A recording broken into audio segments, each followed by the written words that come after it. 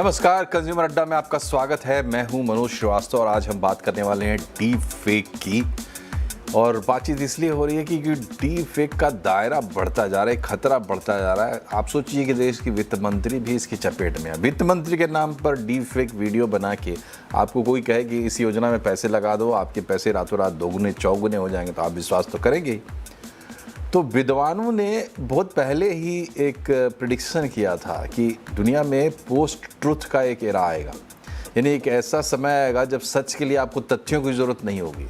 Propaganda होगा और आप मान लेंगे बात को, घुमा फिरा के कहा जाएगा, तथ्य आपके सामने उस चीज़ को जुटला रहे होंगे लेकिन आप मान लेंगे। तो एक तरीके से लगता है कि उस एरा में तो हम हैं ही हैं, लेकिन अब डीप फेक अगर उसमें जुड़ जाएगा तो जो तथ्यों की कमी वहाँ पे रह जाती है, क्योंकि बिना तथ्यों के प्रोपेगेंडा करना पड़ता है घुमा फिरा के, तो वो तथ्य भी वो बना के लगा देंगे। तो ये तो बहुत ही ख़तरनाक बात है और नतीजा ये है कि आपको जीवन के किसी भी हिस्से में डीप फेक तबाह बर्बाद कर सकता है, क्योंकि ये सक्षम है वो चीज़ें आपके सामने प्रस्तुत करने में जो कि है ही नहीं, सामान्य तौर पर अनबिलीवेबल है, आप विश्वास नहीं करेंगे। यानी कि प्रोपेगेंडा के बावजूद जो चीज़ें हम आपके सामने नहीं रख सकते, साबित नहीं कर सकते, जो काम हम आपसे नहीं करवा सकते, डीप फेक की मदद से वो काम हम आपसे करवा लेंगे।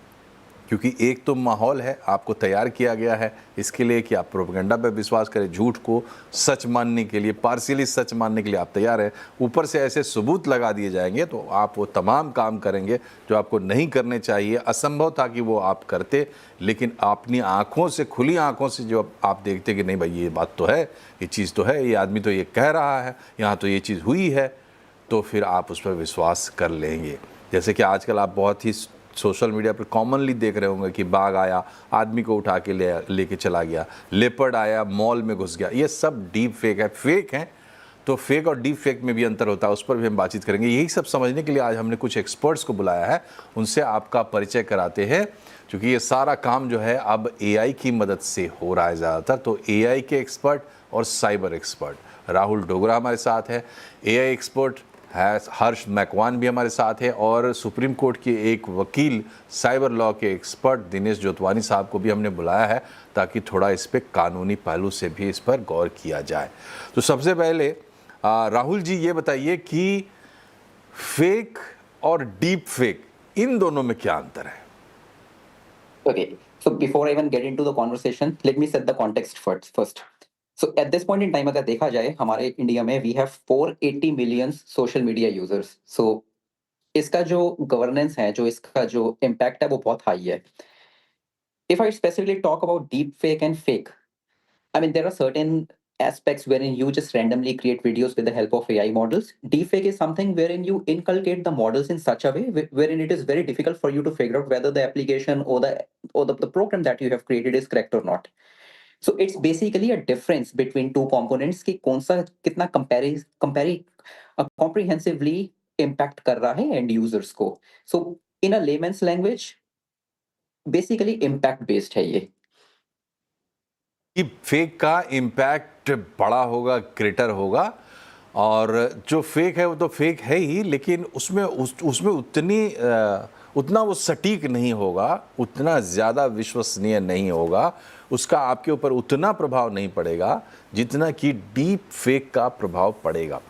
हर्ष ये बताइए कि जब हम डीप फेक को ऐसा बता रहे हैं कि उसका असर बहुत ज़्यादा, इम्पैक्ट ज़्यादा होगा, जाहिर सी बात है वो इम्पैक्ट लाने के लिए, और जैसा कि नाम में भी पता चल रहा है क्योंकि हम डीप टेक की भी बात करते हैं, तो डीप फेक के लिए टेक का ज़्यादा शार्प, बेहतर इस्तेमाल होता है, महंगा टेक होता है, हम सबको पता है।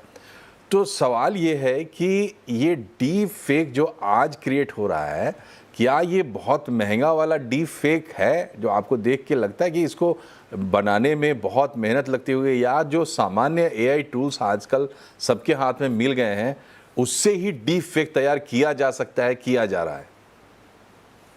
मोस्टली जो एआई टूल्स हैं जो डीप फेक या फेक क्रिएट कर सकते हैं वो कॉमनली ओपन सोर्स अवेलेबल है। आप कोई एक अच्छा गेमिंग पीसी अगर आपके पास हो तो उसको थोड़ा बहुत अपग्रेड करके, या अगर आपके पास पेशेंस है तो आप वही सिस्टम को यूज करके भी आप डीप फेक क्रिएट कर सकते हो। इसमें महंगे सस्ते का कोई सवाल ही नहीं है, क्योंकि रेडीली ट्रेन मॉडल्स अवेलेबल है ऑनलाइन, उसी का यूज करके ये लोग डीप फेक क्रिएट करते हैं। फेक में क्या होता है कि वो कोई स्टैटिक कंटेंट होता है, जबकि डीप फेक में क्या होता है कि हूबहू आप ही के आवाज की नकल, आप ही के चेहरे की नकल विथ द ओरिजिनल एक्सप्रेशन, आप वो सब कंटेंट क्रिएट कर सकते हो, that is called deep fake. तो वो सब tools easily, most of the tools are free of cost available. तो इसमें महंगे का कोई ऐसा मतलब कि ऐसा कोई है नहीं कि बड़ी कोई चार्जेस आपको पे करने हैं या फिर कोई एक्सपेंसिव टेक्नोलॉजी आपको प्रोक्योर करनी होगी उसको क्रिएट करने के लिए। अब दूसरा जो सवाल लोगों के मन में आता है वो ये आता है कि बात जब देश के वित्त मंत्री तक पहुंचते हैं, प्रधानमंत्री के भी डीप फेक वीडियोज़ आते हैं जिसमें वो ऐसी बातें कह रहे होते हैं जो उन्होंने कही नहीं, तो कोई बच्चा नहीं है इससे।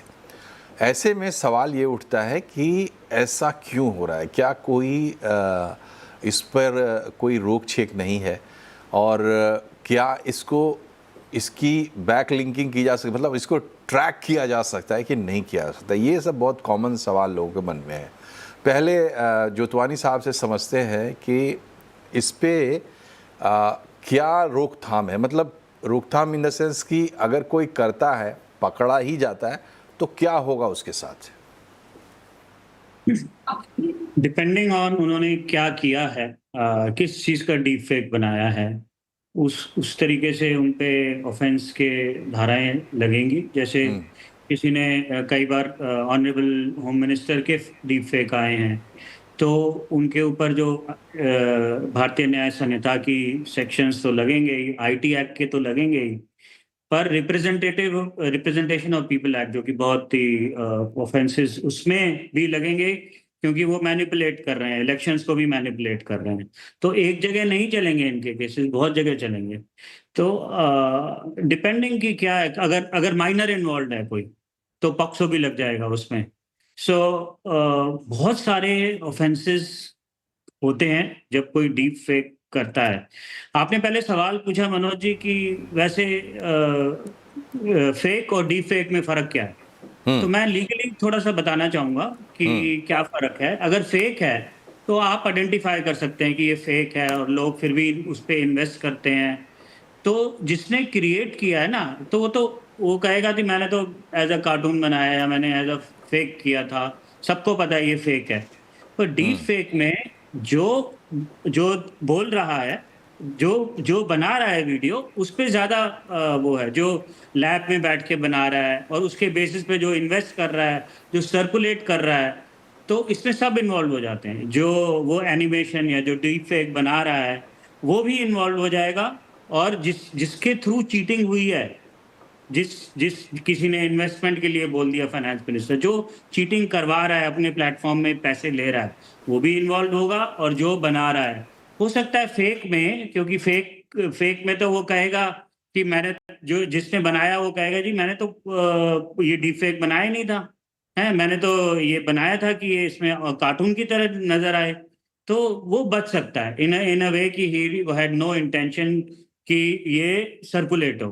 पर डीप फेक में तो वो पक्का ही इन्वॉल्व है, उसने ऑनरेबल फाइनेंस मिनिस्टर का, ऑनरेबल होम मिनिस्टर का, ऑपोजिशन लीडर्स के डीप फेक बन जाते हैं कि उन सब ने क्या क्या बोला, ऑनरेबल प्राइम मिनिस्टर का। तो जिसने कंटेंट को क्रिएट किया है तो उनके ऊपर इंफॉर्मेशन टेक्नोलॉजी एक्ट, डिफेमेशन, अब वो आपको पता ही है, डेटा प्रोटेक्शन रूल्स आए हैं पिछले हफ्ते, एक्ट तो पहले आ गया था, अब रूल्स भी आ गए हैं। और एक बात और, इसमें प्लेटफॉर्म्स भी इन्वॉल्व होंगे, जैसे कि यूट्यूब हो गया जहाँ पे ये पब्लिश हुआ है, इंस्टाग्राम हो गया, ये सारी जगह इन पे भी एक्शन लिया जा सकता है। उनके यूआरएल भी हम टेक डाउन करा सकते हैं, और ये इंटरनेशनली करा सकते हैं, क्योंकि साइबर फ्रॉड्स हैं, there is a convention also. India में अगर डीप फेक कोई चल रहा है तो बेशक इंस्टाग्राम बाहर, मेटा बाहर की कंपनी है, फेसबुक बाहर की कंपनी है, we can take down those URLs immediately. अगर वो नहीं करेंगे then it can be hold up in a crime also. पर नॉर्मली हमने देखा है वो they take down the provision, so platform is also in that. नहीं, आपने बहुत प्रैक्टिकल जवाब दिया, लेकिन थोड़ा उसमें एक क्लैरिटी मैं चाहता हूँ। आप ये बताइए कि सिर्फ डीप फेक को आप कानूनी तौर पर कैसे अपराध करार देते हैं और उसके लिए क्या प्रावधान है? सिर्फ डीप फेक की बात है, उसके साथ एसोसिएटेड बहुत सारे आरोप आ जाएंगे, वो तो प्रैक्टिकल बात है। आप बढ़िया वकील हैं तो आप उसको ऐसे कर देंगे कि उसमें बहुत सारे धाराएं आ जाएंगी, लेकिन सिर्फ और सिर्फ डीप फेक के लिए क्या प्रावधान कानूनी है हमारे देश में? देखिए, अगर सिंपल डीप फेक है, आपने देखा ही है, अभी पर्सनालिटी राइट्स का भी चल रहा था, ऐश्वर्या राय जी का केस चल रहा था दिल्ली हाई कोर्ट में। तो जो मैं अभी क्रिमिनल प्रोविजंस की बात करता हूँ, सिविल बाद में बताता हूँ आपको। जो बेसिक है जो भारतीय न्याय संहिता में जो चीटिंग वाला प्रोविजन है कि आपने चीटिंग, ब्रीच ऑफ ट्रस्ट, वो तो लगेगा ही लगेगा, जो बेस ऑफेंस है।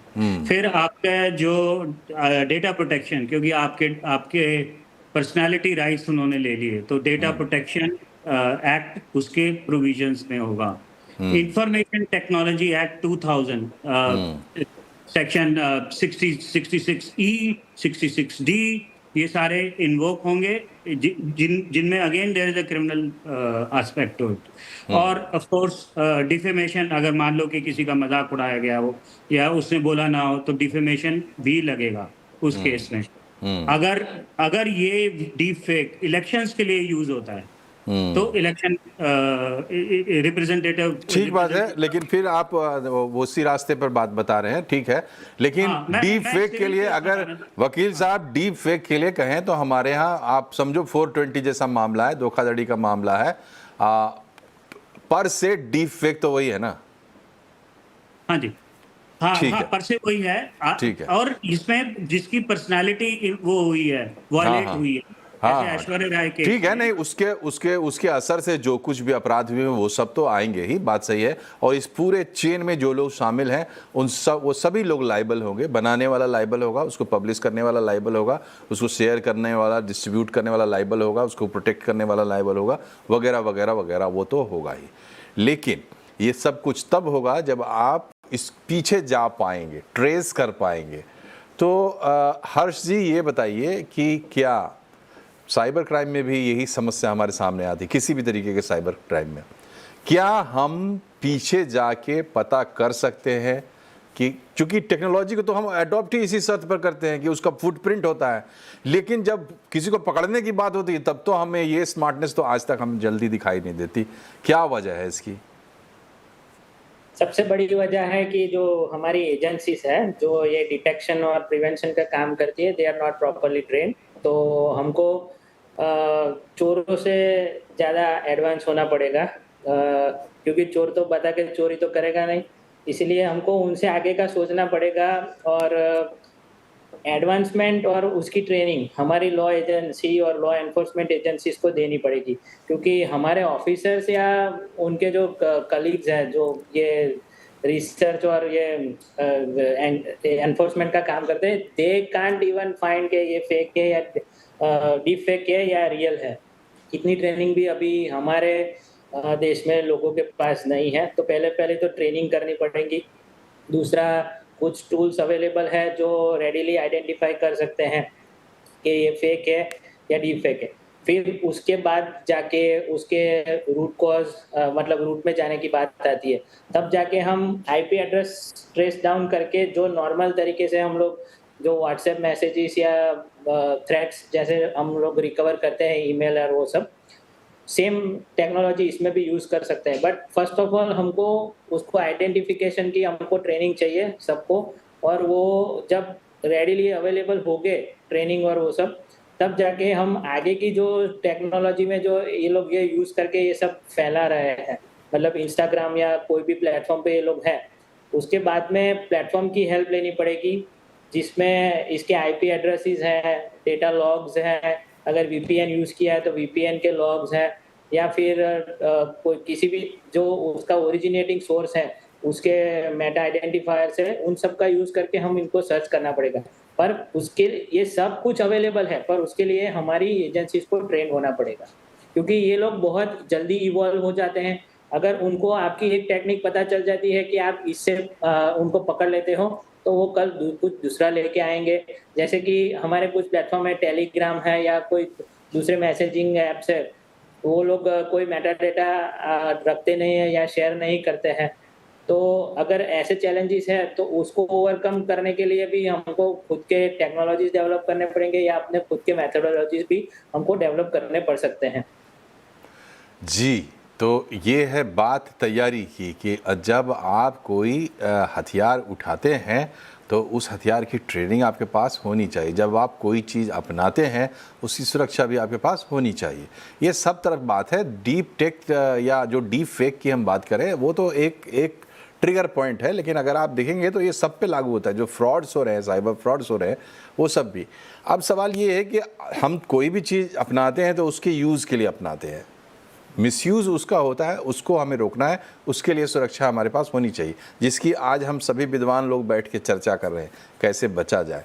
लेकिन ये जो डीप फेक है राहुल जी, ये डीप फेक आया है हमारी उसी कैपेबिलिटी से कि भाई हम एआई के ज़रिए डीप टेक से कुछ ऐसे कमाल कर सकते हैं, काल्पनिक चीज़ें बना सकते हैं।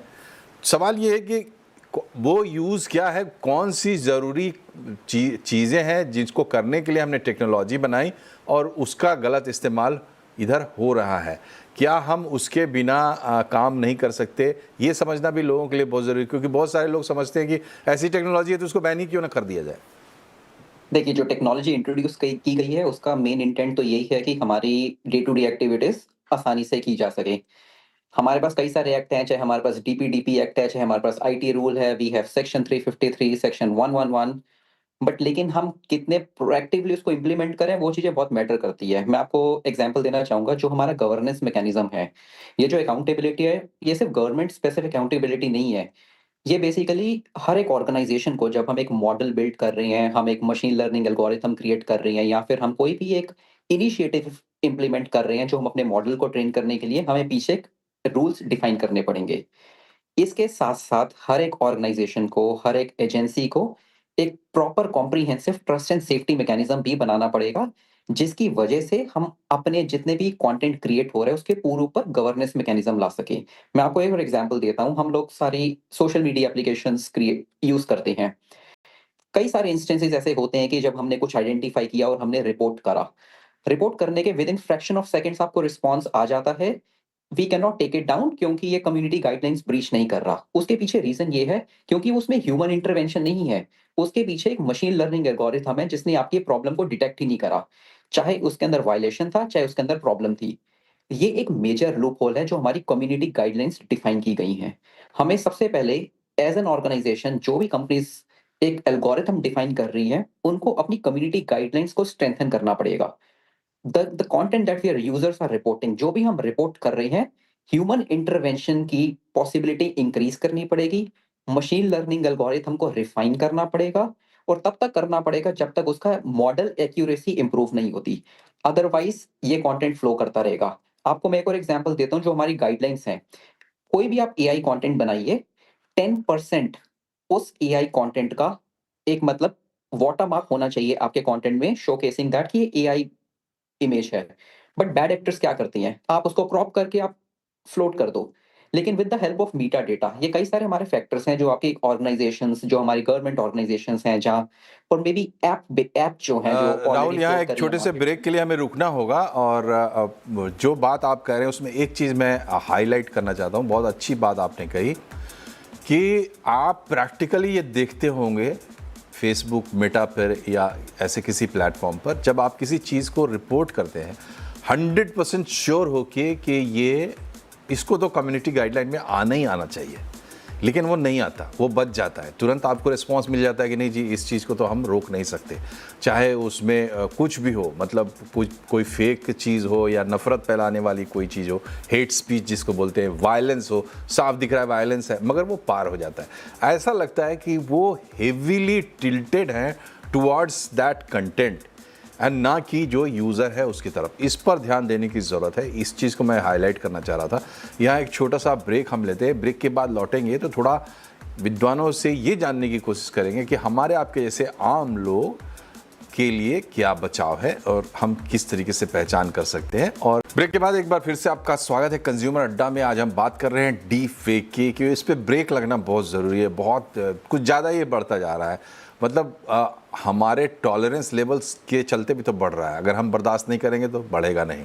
इसी प्रयास में हम लगे हैं। हर्ष, ये बताइए कि एक आम आदमी के लिए, हमारे जैसे लोगों के लिए जिनको बहुत ज़्यादा समझ नहीं है, मोटे तौर पर एक कोई गाइडलाइन अगर आप देना चाहें, डीप फेक के बारे में कुछ सलाह देना चाहें, छोटा जवाब दीजिएगा, वक्त कम। मैं चाहता हूँ कि तीनों से कोई सलाह जरूर ले लूँ।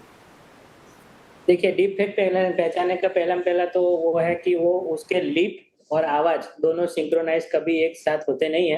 अगर आप इतना ध्यान से देख लोगे तो आपको पता चल जाएगा कि ये डीप फेक वीडियो है। ये सबसे बेसिक है। दूसरा, उसकी आंखें और होठ वो दोनों भी सिंक्रोनाइज नहीं होते हैं। अभी के मॉडल में इतने मिस्टेक्स हैं तो आप अभी आइडेंटिफाई कर सकते हो। कल जाके अगर मॉडल एडवांस हो जाते हैं तो इसमें भी दिक्कत आएगी। उसके लिए फिर हमको उसके लिए कोई ना कोई एक सिंपल टूल यूज करना ही पड़ेगा। ठीक है राहुल, ये बताइए कि डीप फेक का सामना हो जाए, हमें शक हो जाए या हम आइडेंटिफाई कर लें, तो हमें कैसे रिस्पॉन्स करना चाहिए as a good cyber citizen. मैं कानूनी बात नहीं कर रहा हूँ, मैं प्रैक्टिकल बात पूछ रहा हूँ आपसे। बेसिकली मैं सबसे पहले यही रेकमेंड करूंगा कि उसकी अवेयरनेस स्प्रेड की जाए। एज एन इंडिविजुअल बहुत मुश्किल है फिगर आउट करना कि उसका सोर्स क्या है, बट अगर किसी वो प्लेटफॉर्म पे है तो हमें रिपोर्टिंग मैकेनिज्म फॉलो करना चाहिए, उसको रिपोर्ट करना चाहिए और उसके बेसिस पे हमें अवेयरनेस फैलानी चाहिए। आपने डिजिटल अरेस्ट देखा होगा और भी आपने कई सारे केसेस देखे होंगे जो एक सिंपल एग्जाम्पल है। स्प्रेड द वर्ड, लोगों को जागरूक कीजिए। अगर आपके साथ कुछ प्रॉब्लम होती है, हम व्हाट्सएप को रैंडमली फॉरवर्ड करते हैं मैसेजेस को, बट एक जागरूकता भी फैला सकते हैं कि ऐसा हुआ, इन चीज़ों पे थोड़ा सा हमें ध्यान रखना चाहिए। मीटा डेटा स्टडी करना हर एक के लिए फीजिबल नहीं है, बट लेकिन जो भी हमें समझ आता है, कोई भी पिक्चर है, कोई भी वीडियो है, उसका एनवायरनमेंट को अच्छे से स्टडी करें और लोगों को उसके बारे में जागरूक करें। बिकॉज जैसे मैंने आपको पहले बताया, 480 मिलियन पॉपुलेशन इंडिया में सोशल मीडिया यूज करती है। Awareness is the key. जब तक हम अवेयरनेस को स्प्रेड करेंगे, कोई पर्पस सॉल्व नहीं होगा हमारा। ठीक है, तो अवेयरनेस का जिम्मा हमने उठाया है तो हम कर रहे हैं और बहुत सारे लोग भी कर रहे हैं, अवेयर करना चाहेंगे। लेकिन हम अवेयरनेस को इस लेवल तक बढ़ाना चाहते हैं जोतवानी साहब कि हम नाक में दम कर देना चाहते हैं एजेंसीज के, सरकार, क्योंकि हमारी नाक में दम हो रहा है ना। साइबर फ्रॉड, ये फ्रॉड, वो फ्रॉड, डीप फेक, तो यूज़ से ज़्यादा मिसयूज़ हो रहा है। आप हमें रास्ता बताइए कैसे करें, कैसे कौन सा प्लेटफॉर्म अपनाएं, कौन कहाँ शिकायत करें, क्या करें ताकि एक माहौल बने और इसको हम पीछे धकेल पाएं। वकील साहब, देखिए, मैं कहूँगा अभी जो रिसेंटली केस हुए हैं, जिससे पर्सनालिटी राइट केसेस कहते हैं, ऐश्वर्या राय जी ने किया, रश्मिका ने किया, कैटरीना कैफ ने किया। उन्होंने क्या किया, दिल्ली हाई कोर्ट गए। Delhi high court, honourable Delhi high court and honourable Delhi high court जजेस, वो इन आईपी केसेस में काफ़ी प्रोएक्टिव हैं। कहीं भी जा सकते हैं आप, ऑल ओवर इंडिया। आपका चेन्नई में कुछ हुआ तो आप जा सकते हैं, पर बहुत सारी रूलिंग्स हैं। और एक रूलिंग इसमें इम्पॉर्टेंट है जो सारे पर्सनालिटी राइट इन्वोक करते हैं, जिनको हम जॉन डियो हियरिंग्स कहते हैं। यूएस में जॉन डियो कहते हैं, इंडिया में अशोक कुमार हियरिंग्स कहते हैं। उस हियरिंग का क्या है, आप कोर्ट जाइए और कहिए कि मेरी पर्सनालिटी राइट वायलेट हो रही है, ये प्लेटफॉर्म कर रहे हैं और ये लोग कर रहे हैं, and others and Ashok Kumar लिख दीजिए उसमें। तो अशोक कुमार का ये मतलब है कि कोई भी आगे फ्यूचर में करेगा, आपको दोबारा बार बार कोर्ट जाने की जरूरत नहीं है। आपको बार बार इंस्टाग्राम के अगेंस्ट केस करना या मेटा के अगेंस्ट केस करने की जरूरत नहीं है। You get a John Doe order या अशोक कुमार ऑर्डर जिसे कहते हैं इंडिया में। आप अशोक कुमार ऑर्डर को लेके आइए और कहिए कि फ्यूचर में भी आगे कोई वायलेट कर रहा है, कोई इंडिविजुअल कर रहा है। और इसमें व्हाट्सएप को भी डायरेक्शन होती है, इसमें फेसबुक को भी होती है, यूट्यूब को भी होती है, एक्स को भी होती है जो एक्स प्लेटफॉर्म है। इन सबको पार्टी बना के आप कहिए मेरे पर्सनालिटी राइट्स वायलेट हो रहे हैं, और जब भी आपको डिटेक्ट होता है आप बस उनको डायरेक्टली लिखेंगे। अगर वो नहीं करते तो कंटेम्प्ट ऑफ कोर्ट हो जाएगा।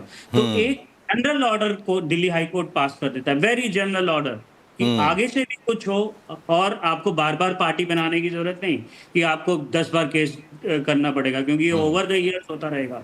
तो कोर्ट्स इसको आइडेंटिफाई करते हैं, रिस्पेक्ट करते हैं इनकी पर्सनालिटी राइट, और कहते हैं कि कल को भी कोई फ्यूचर किया तो आपको जॉन डियो ऑर्डर के हिसाब से आपको इंजंक्शन मिल जाएगी, यानी जी। स्टे मिल जाएगा। और इसमें सारे प्लेटफॉर्म्स इन्वॉल्व हैं, इसमें सारे जैसे बताया कि आईपी एड्रेस आप ट्रेस कर सकते हैं, आप मैक आईडी जिस डिवाइस ने क्रिएट किया है, it is called a MAC ID, आप मैक आईडी मंगवा सकते हैं कहाँ से हैं। और जैसे आपका पुराना सवाल था कि आप रिवर्स कर सकते हैं, तो ठीक है। आई वुड एडवाइस कि आप जहाँ हैं go for these John Doe orders, और आप आगे अपनी पर्सनालिटी राइट को। चलिए, तो हमारा पर्पस पूरा हुआ, कम से कम एक शुरुआत हमने की, कोई तो रास्ता मिला, अच्छी बातें हुई। इन चीज़ों को ध्यान में रखना है, और तस्वीर तो सिटीजन्स ही बदल सकते हैं। अब देखिए, बिजनेस के रास्ते टेक्नोलॉजी आ रही है, वेस्ट से आ रही है ज़्यादातर इस तरीके की। तो भाई टेक्नोलॉजी आ रही है, हमारे लाइफ में इंटरवीन कर रही है, लेकिन सेफ्टी एंड प्रिकॉशंस वो तो देंगे नहीं, वो तो हमें ही बनानी होगी, और उसको बनाने के लिए आवाज़ उठानी होगी, तभी सुधार होगा। एक एग्जांपल देते हैं कि जैसे जापान में बोलते हैं कि साफ़ सफाई बहुत ज़्यादा है, तो उसकी वजह है, जापान में अगर आप साफ़ सफाई नहीं रखते तो सामने वाला अपने उसको अपना अपमान मानता है, एक कल्चर का हिस्सा है, भैया साफ़ सफाई रखनी है। मतलब कोई आए तो आप नमस्ते अगर नहीं करते तो माना जाता है कि आपने सम्मान नहीं किया, तो कोई आए अगर उसको गंदगी मिले तो असम्मान माना जाता है। इस तरीके से कल्चर में लानी होगी ये बात कि भाई टेक्नोलॉजी तो इसका साफ़ सुथरा इस्तेमाल होगा, गलत इस्तेमाल हम बर्दाश्त नहीं करेंगे, और अगर गलत इस्तेमाल होगा तो हम दबाव बनाएंगे। ये संकल्प लीजिए और आगे बढ़िए। आप तीनों का बहुत बहुत शुक्रिया हमसे जुड़ने के लिए, बड़े अच्छे विचार आप लोगों ने रखे हमारे साथ। कार्यक्रम में फिलहाल इतना ही, नमस्कार।